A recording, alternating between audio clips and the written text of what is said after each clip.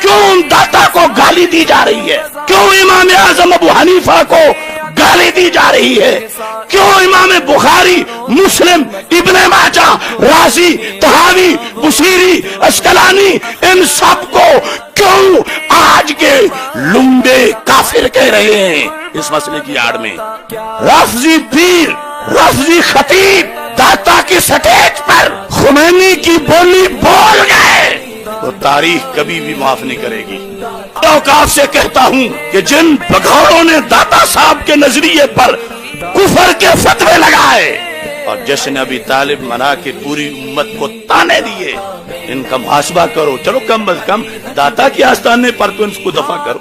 کل تک یہ لوگ صبح بریلی، شام بریلی، امام احمد رضا، عشق اور ان کی عظمت، اور آج جب ان کی رافضیت پہ کوڑا بریلی سے لگا ہے تو یہ شیطان ان کو بھی ناسبی کہنا شروع ہو گئے۔ اگر امام رضا کو بھونکیں گے تو ہم ان کی